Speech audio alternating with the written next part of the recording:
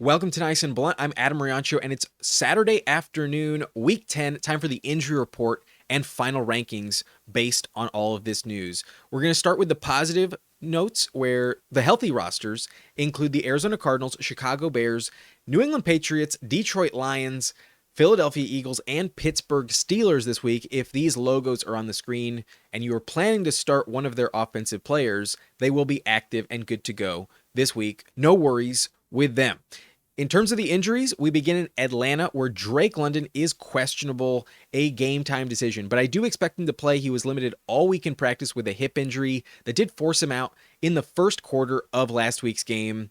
Maybe they're a little cautious with London, so maybe don't expect a full 100% snap share for him, but I do think he will suit up. I think he will play, and that's all that matters. You're probably starting London. No matter what, if active, that's what I would do if I had him. In Buffalo, Keon Coleman is out with a wrist injury. He's not going to play. And Amari Cooper may or may not play for the second week in a row. He did not suit up last week with that wrist injury as well. So they might be extra cautious. They have a week 11 game against Kansas City, and I personally feel like they might just be holding him out for that matchup. That probably means a lot more to them than this Colts game. So perhaps he's good to go and he's fine, but monitor his status. He's not a guarantee to suit up. But Keon Coleman being out with the prospects of Cooper missing definitely bolster the floor for both Khalil Shakir and especially Dalton Kincaid in this passing attack. Maybe Mac Hollins and Curtis Samuel play vulture in the red zone, but they're not safe bets for targets. Curtis Samuel's done nothing. Hollins has scored a couple touchdowns, but I definitely only trust Shakir and Kincaid in my lineup. Shakir's a weekly flex play. Kincaid, I think, is a solid top 10 option at tight end this week. But the Carolina offense is not going to have Adam Thielen. In Germany, they're not going to activate him off of IR, and that makes sense. They have a bye next week, and why not just hold him out? He's a veteran, and in week 12, get your full offense ready to go. So Adam Thielen, unavailable. Leggett and Jatavian Sanders will remain the go-to targets. But this logic of holding out Thielen is why I'm worried about Jonathan Brooks. He was activated off of IR. His 21-day practice window did close, so that's just what they had to do. But he's downgraded to questionable, although he was still full in practice. I'm worried that they just take a conservative approach with his return and just wait until after the bye. It would kind of be devastating if he got injured and aggravated, had a major setback after, waiting this long before being activated. So I'm a bit worried about him. They extended Chuba Hubbard this week for multi-years in terms of contract. Chuba Hubbard's going to be the guy, not just rest of season, but in the future as well. So Brooks, I really have no idea what his role is. It's possible he doesn't even suit up at all. And even if he's active, he might only get one touch, and it could be a negative yarder. I don't trust Brooks at all right now. So if you've been waiting, it does really suck. I do roster Brooks myself, and it's a team where I really need him. I just don't trust him. So even though I think he will play, I just don't think you should start him. Brooks gets a downgrade, and Chuba Hubbard is a safer bet for all of those reasons. But Tommy Tremble, the backup tight end, is questionable with a back injury. Probably suits up, but didn't last week. Jatavian Sanders, though, would be the tight end I'd consider if desperate. In Dallas, Dak Prescott is out and will be out for the rest of the year. He is having surgery on that hamstring, and he is going on IR, will not come back this season. So this week we get Cooper Rush as the quarterback, and I don't think that's a death sentence to CeeDee Lamb, Jake Ferguson, or Rico Dowdle, but obviously a significant downgrade. In general, they're not as safe as before, but the volume should still be there. I think Cooper Rush will be fine. However, at some point, I think they will make the pivot to Trey Lance. It could happen as early as this game, and that would definitely be a terrible situation in fantasy for the Cowboys offense. Maybe Lamb is still good enough to be fine, but Trey Lance is not accurate to keep him in that upper echelon, and I really don't trust the completion percentage for any player in Dallas with Lance. So Lance would be very valuable for fantasy, kind of like Drake May, someone that could run for 50 plus yards every week. But in terms of throwing the ball, very inaccurate, and I would worry about that. For now, it's not the end of the world. Cooper Rush is the guy, at least this week. So we'll see what happens, but Ezekiel Elliott will return to the team. He was suspended last week, and with Brandon Cooks still on IR, Jalen Tolbert does have some dart throw potential around wide receiver 40-ish in my rankings. In Denver, Josh Reynolds remains on IR. In Detroit, Jameson Williams is activated off of his suspension. He will play. So good to have him back on Sunday Night Football. He might score a deep touchdown. If not, he might give you a bagel. In Houston, Stephon Diggs is on IR for the rest of the season, but Tank Dell added to the injury report on Friday. That's never good. Questionable now with a back injury, and he was full Wednesday, Thursday. So something happened in Friday's practice, which is not ever a good sign, but according to reports, they're optimistic. They sound like he will be okay and should suit up. So I'm not going to panic. I do think Tank Dell will play, but he is a game time decision, and that's never ideal. And if you're planning to start him, just make sure 90 minutes before kickoff, he's not inactive. It's a late game, so not the best situation, not a lot of other options to pivot to. Maybe Jameson Williams is a good handcuff to have on the bench. But Nico Collins is kind of in the same situation, but I do expect him to suit up because they did activate him off of IR on Saturday. He is eligible to play. So it'd be strange for them to do that if he's not going to suit up, but he was only limited in practice on Friday. He didn't practice at all Wednesday or Thursday. But a couple weeks ago, he sounded very healthy. It sounded like everything was on track. I think Nico Collins will be fine, but given the foggy situation, I did downgrade him slightly in the ranks. I'll get to it in a few minutes. But other than that, Dameon Pierce is out. The backup will be J.J. Taylor and Dare Ogunbowale behind Joe Mixon, but they're both pretty irrelevant for fantasy. In Indianapolis, Michael Pittman is out. The number 2 receiver for Flacco, not eligible to play this week. And I don't think that really changes anything for Josh Downs. I still expect 9-10 targets for Downs, and that's what I already thought. So he stays put, but Alec Pierce, A.D. Mitchell, and maybe Ashton Dulin do get a few more targets. I think the only one who would be interesting would be Alec Pierce alongside Josh Downs. So if you're interested, maybe take a dart throw on him, but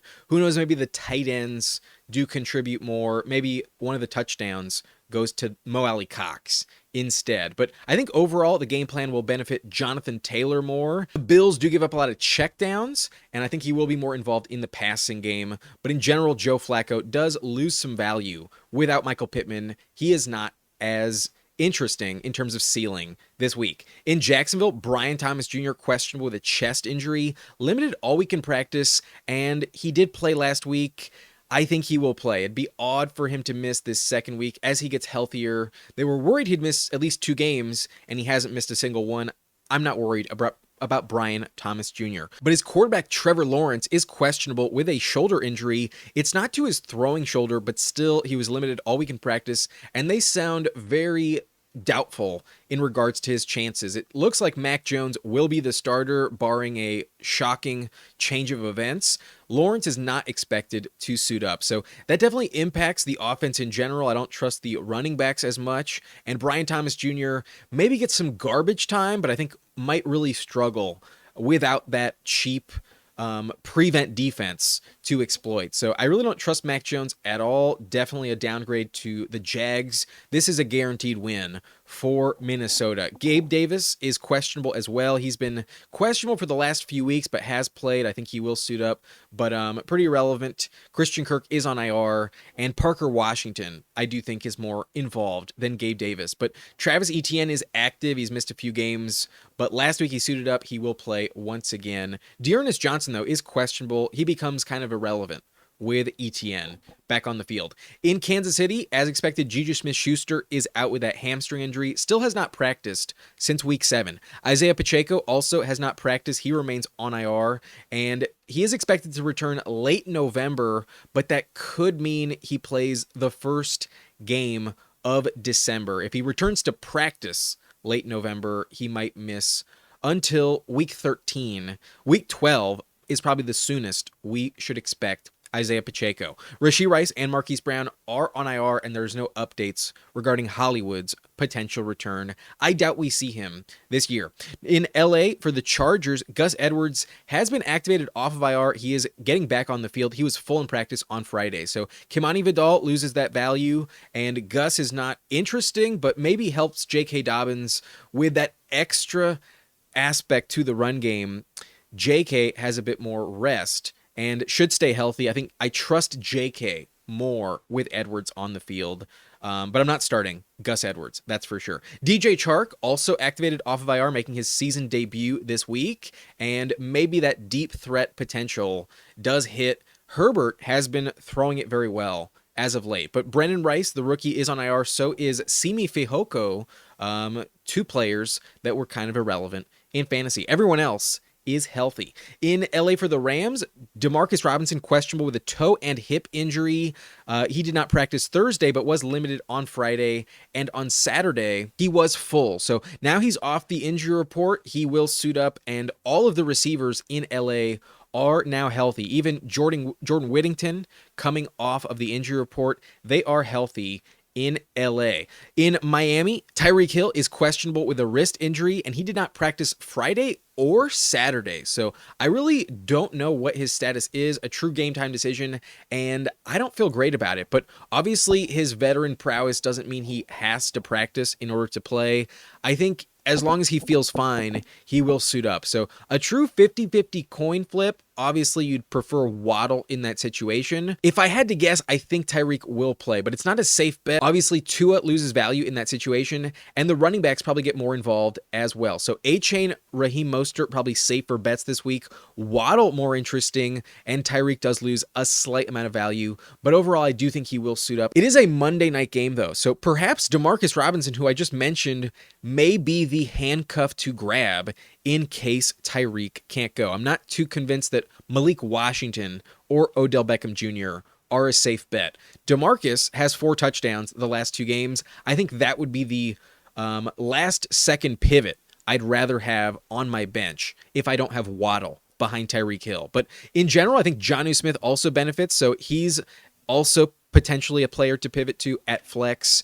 Rough situation for the Dolphins if Tyreek Hill can't play. In Minnesota, the kicker Will Reichert is out, and kicker John Parker Romo has been activated to the roster. In New Orleans, Chris Olave is out with a concussion, and he is expected to go on IR, will be out at least 4 games. With Rashid Shaheed also on IR, we were expecting Cedric Wilson to step up, but he's out with a shoulder injury, did not practice all week long, and Bub Means is on IR. So Mason Tipton, MVS, and Equanimous St. Brown would be the wide receivers who start this matchup for the Saints, and I think I'd rather pivot to Juwan Johnson or Foster Moreau.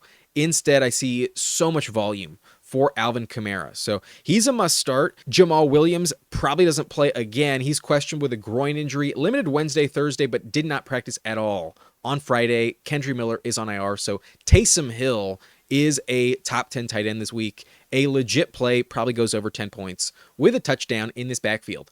In the Giants offense, Darius Slayton is out, and Bryce Ford Wheaton is also out. So Wan'Dale Robinson would be the kind of only de facto number 2 receiver. So he moves up the rankings, and Theo Johnson, in a good matchup, maybe more likely to score that touchdown. So they're slightly more interesting, but Graham Gano, the kicker, was activated off of IR. He will play this week. For the Jets in New York, Allen Lazard remains on IR.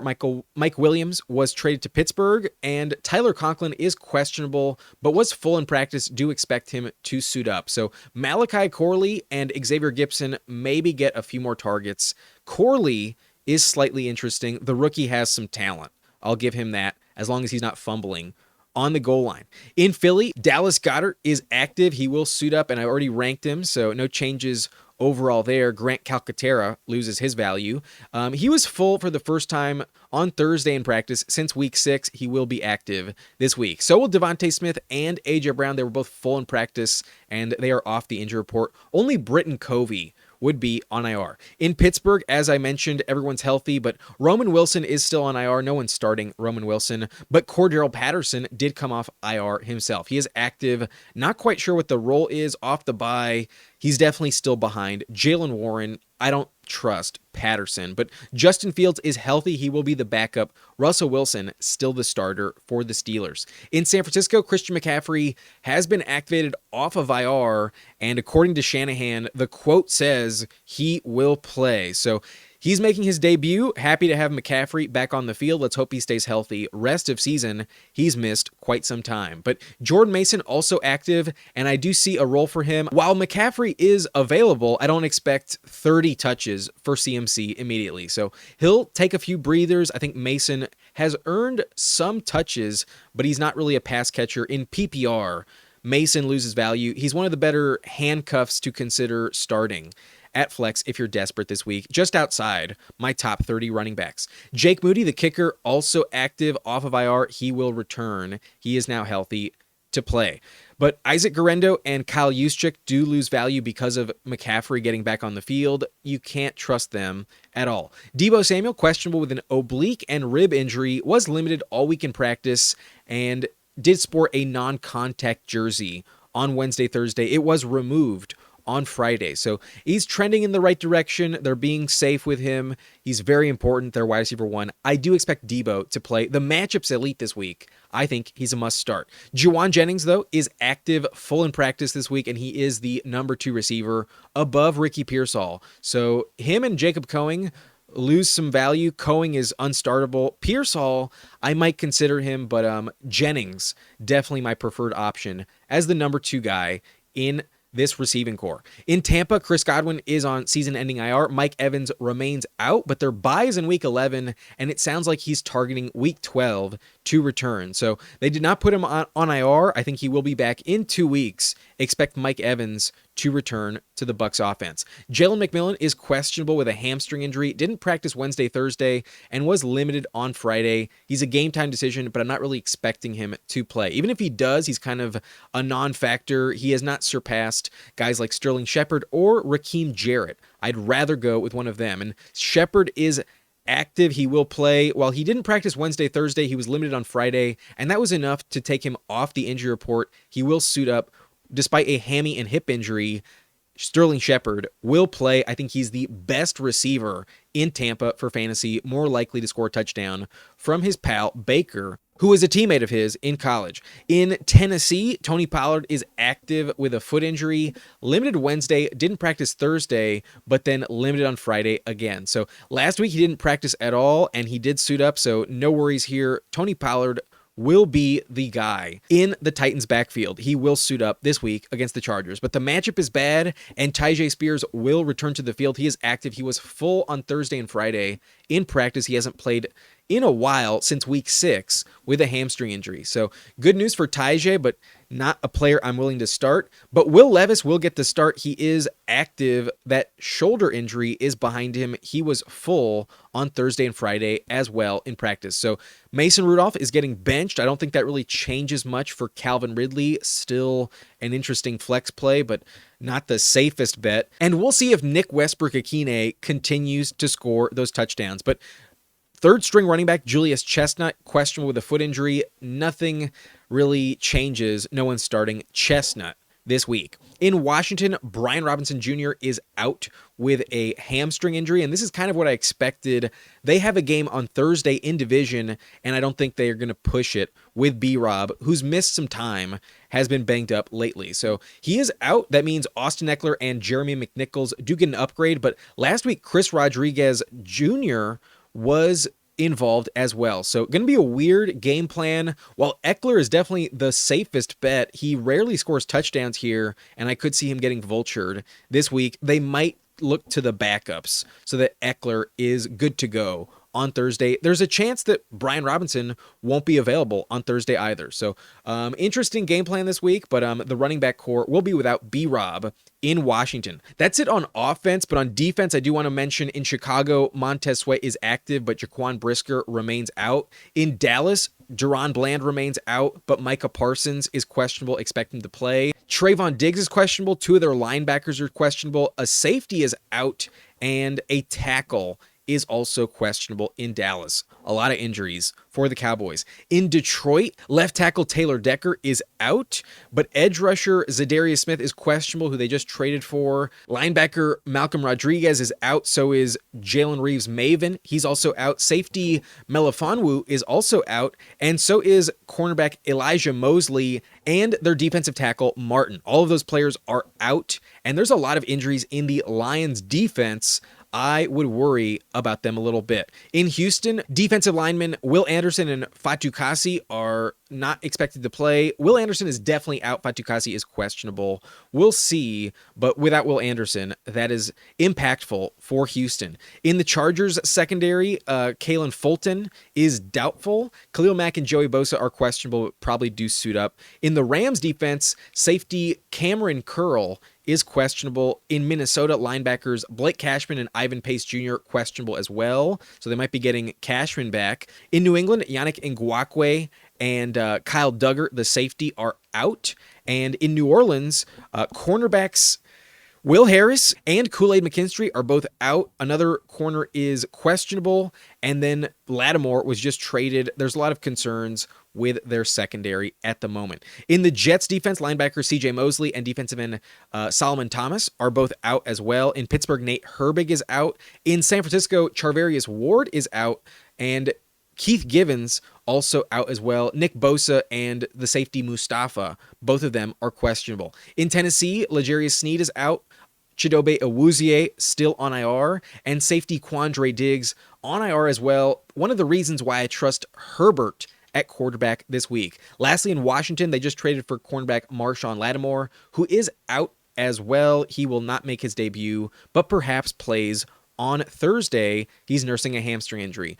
Last thing, before I update my rankings, I do want to bring up the weather updates across the NFL. In Munich, there is a lot of fog, but probably irrelevant. 90% humidity, 40 degrees, but it doesn't look like there will be any rain at all. I'm not worried about the fog. In Chicago, it's not quite enough to have me concerned, but I will mention it. The winds will be just below 20 miles per hour, peaking at around 18. That is what is expected in Chicago. So maybe it's relevant, but I don't think below 20 miles per hour is enough to have me concerned. In Washington, D.C., the Commanders-Steelers game, the second half might get rainy. There's a 40% chance of rain after 3 p.m. local time. So that won't happen until after halftime. I think the first and second quarter will be fine, but maybe the fourth, there is some showers. In Jacksonville, there's a 20% chance of rain, but that's not enough to be concerned about. And in Tampa, this is probably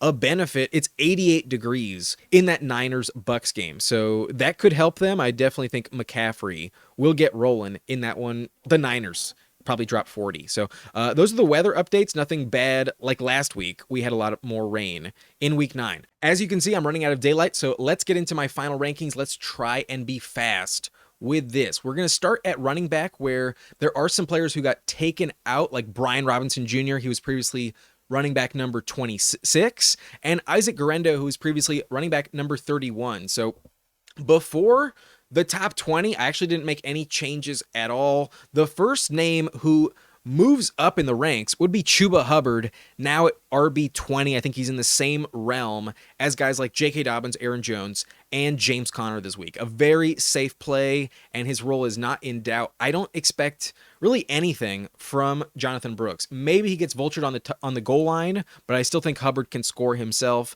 I think he'll be a good RB2 once again. So he moves up 5 spots. I'm feeling more confident in Chuba Hubbard, and that's why these other players move down. I still feel the same about them, but just more confidence in Chuba. And then I'm also more confident in Austin Eckler. I now have him at number 26. This is exactly where I had Brian Robinson previously, so nobody else really changes as Eckler moves up. But I worry that the goal line is not a guaranteed role for Eckler. The floor is very safe. I think the volume's going to be just fine for him. I kind of want to rank him a little higher, but in the same range as Pollard and Najee Harris. It's not like his matchup is that great against the Steelers. So they have looked elsewhere on the goal line in the past. We've seen McNichols vulture him twice before. Last week, we also saw Rodriguez get involved. So Eckler is just a legit flex play. I'm not quite ready to rank him top 20, but given the state of the position, I feel like this is a very underrated RB20. I think you can still start him with relative confidence. I would still project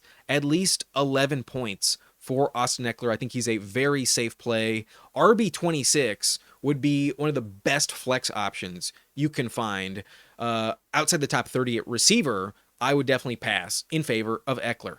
But another running back I would consider starting this week as a low-end flex play would be Tyler Algier versus the Saints. The matchup's great. I feel really confident in this run game this week, and I think he has a lot of success. I upgraded him 5 spots just based on confidence. I think he will be a legit play. I think he could give you 80-plus yards, and I think he will offer at least 12 touches. I think they lean on the run game against a bad Saints run defense. Algier should be top 30. So in the same range as Raheem Mostert, that's the tier we're talking about, but I think he's at the top of it.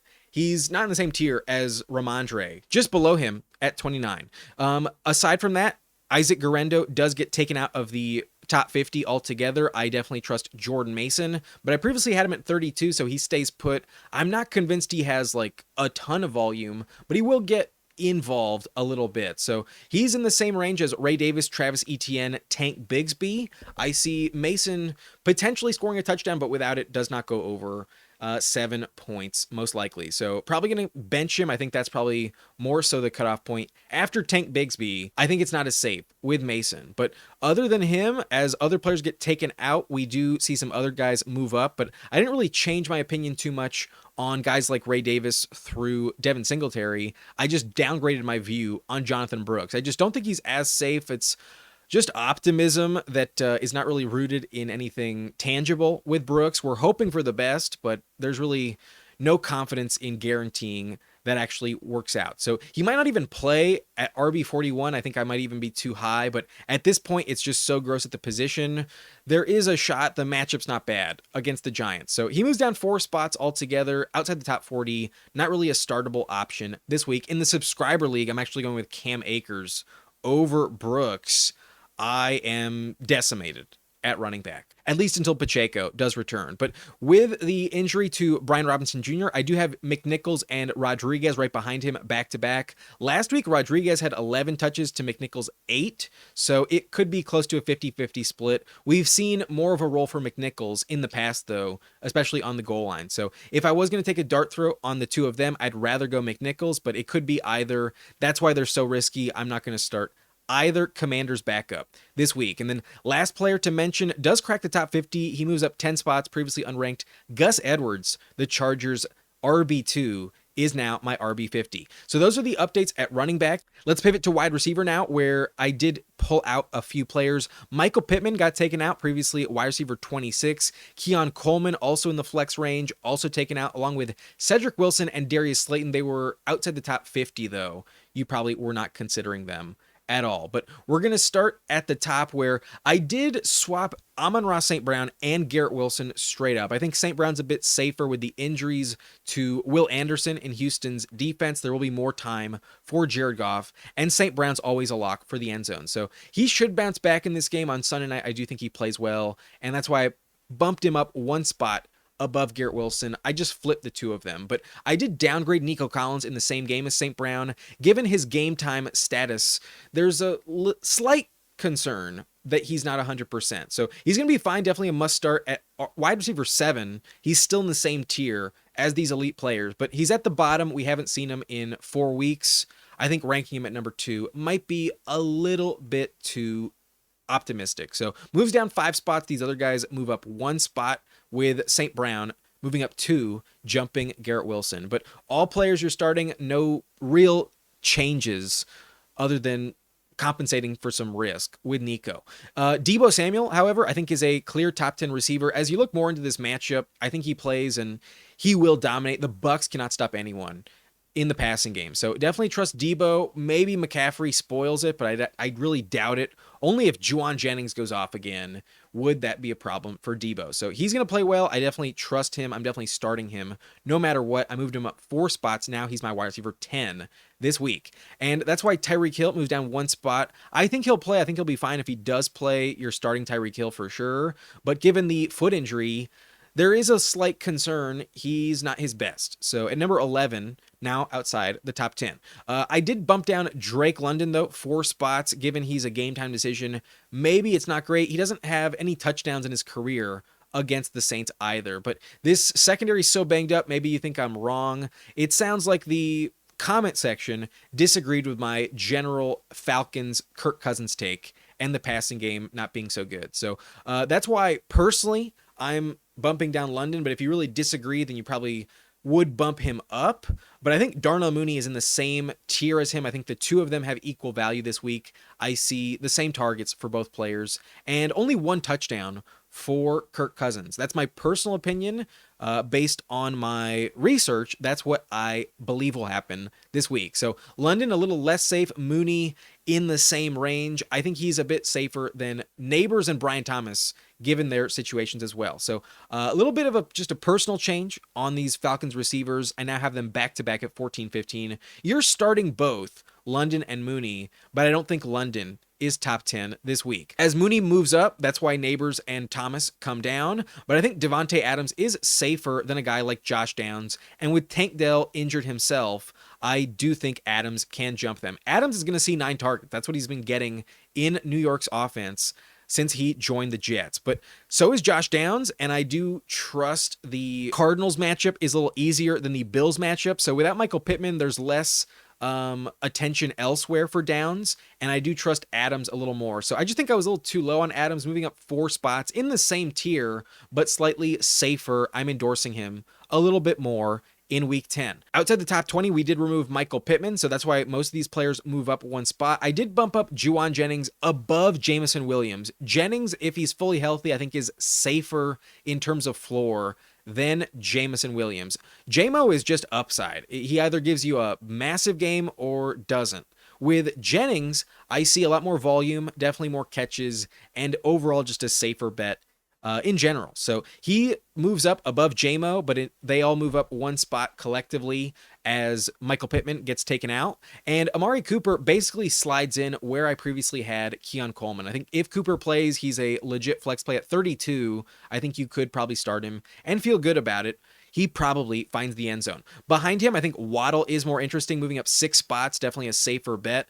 But Rome does get jumped, so he moves down. And then Sterling Shepard, I previously had unranked, and that was an oversight. Sterling Shepard will play, and he deserved to be ranked. I was definitely wrong to forget about him. So apologies there. I'm fixing it. And at 37, I think he's a legit flex play. Probably scores a touchdown given his rapport and chemistry with Baker. So that's why these guys moved down right behind him. But I do think Alec Pierce and Wan'Dale Robinson are more interesting. If Michael Pittman and Darius Slayton are both out, then targets are safer bets for these 2 players. So Wan'Dale has a safer floor, kind of a bit closer to what we saw earlier in the year before Slayton had emerged. And Pierce is now more likely to get like 5 targets. Maybe that touchdown will hit. And one of them could be really deep. I think Alec Pierce is an interesting upside swing if you're looking for that in week 10. But as they move up, I think they jump Demarcus Robinson. So he moves down 2 spots. The rest move down 1 spot as other players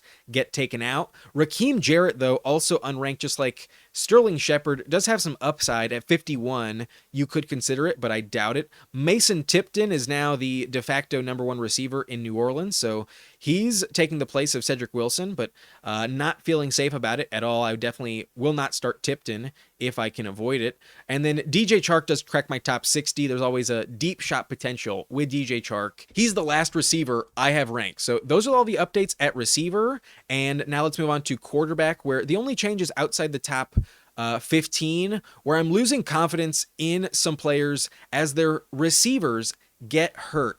Tua might not have Tyreek Hill, so he's not as safe. He moves down 1 spot. Joe Flacco doesn't have Michael Pittman, so he moves down 1 spot. Russell Wilson has some rain to deal with potentially in the second half. Mike Williams joining the team. The Commanders' defense is tough, so all of that, he moves down one spot. And CJ Stroud has injuries to both Tank Dell and Nico Collins. So it's just a minor shuffle in the same tier, but I think Kirk Cousins is slightly safer than those 4 players. So he does move up 4 spots, and you guys were criticizing me for my Kirk Cousins rank at 22. I still have him in the same tier. My projection hasn't changed on Kirk Cousins. I genuinely believe he will get between 14 and 16 points this week. But given the injuries to the Saints secondary, no weather at all to deal with, and looking like healthy receivers, London probably suits up. I think there's less red flags for Cousins than these other 4 players. I'd rather bench him than start him in week 10, but now he is inside my top 18. Those are the only changes at quarterback. So here are my tight end updates, where I do think with Tyreek Hill not guaranteed to play, I do think Jonnu Smith might be legit. He's been the top 11 tight end the last 4 games, averaging 9.7 points, and I do see more targets for him, especially if Tyreek is out. So he moves up. I think the floor is pretty safe. The volume has been there for Jonnu the last month. So moving up 4 spots from tight end 15 to 11, I think he is a decent streaming option. I do think if you have Tyreek and you're worried about him missing time, if there's no other option on Monday night's game, it's either Demarcus Robinson or Jonnu Smith, and Jonnu is probably safe for like 8 points. That is my projection for him this week. So you could do a lot worse. Jonnu Smith, not terrible this week. And lastly, at defense, I did change my opinion on 2 teams. I think I was too high on the Patriots. The Bears playing at home should bounce back. So they're probably not as safe. The Patriots are now number 16, previously number 12. They are moving down 4 spots. So the Rams now crack the top 12. The Jets, Cardinals, and Niners, I think, are better plays than New England. I do think the Lions are slightly more interesting given the injury to both Tank Dell and Nico Collins. They're not both guaranteed to play. I think they will, but it's just not 100% a guaranteed bet. So they do move up 2 spots in general. I think they're a bit safer than the Dolphins and Falcons, but still a defense I would sit. They're very banged up themselves, not the safest bet in general. So that's it for my rankings updates. Here are the final quarterback, tight end, and defenses, the top 20 here on the screen. And I do have it broken down into tiers based on the lines. Those are kind of like my start confidence levels regarding the blue, green, and then red line, definitely benching players beyond the red line. So pause it if you need it. I'm going to move on to flex, where here are the top 40 running backs and wide receivers. And I think the cutoff at receiver this week would be Amari Cooper. I think once you get past him, Quentin Johnston, Jalen Waddle, very risky bets. Even him and Cortland Sutton, Calvin Ridley don't feel that safe either. So I really think Juwan Jennings is the last like confident floor play you can find. And beyond that, you're just hoping for a touchdown. Receiver really dries up quickly. And we know that running back does that in general, but honestly, once you hit Ramondre Stevenson, you still have very legit running backs that all have potential to go over 20 points. I see at least 12 guaranteed all the way through Austin Eckler and Rico Dowdle. And if the touchdown does hit for guys like Stevenson, Algier, and Mostert, and Bigsby, I guess, you would be living as well. So running back is super deep, really confident, a lot of good points at running back this week. Receiver dries up. They're both like 30 deep. And for running back, that's definitely saying something. Receiver is usually like 40, 45 players deep. So good luck to you this week. Those are my flex decisions. And lastly, I will make a slight change to my picks against the spread. I'm not making any changes in terms of my win-loss picks straight up.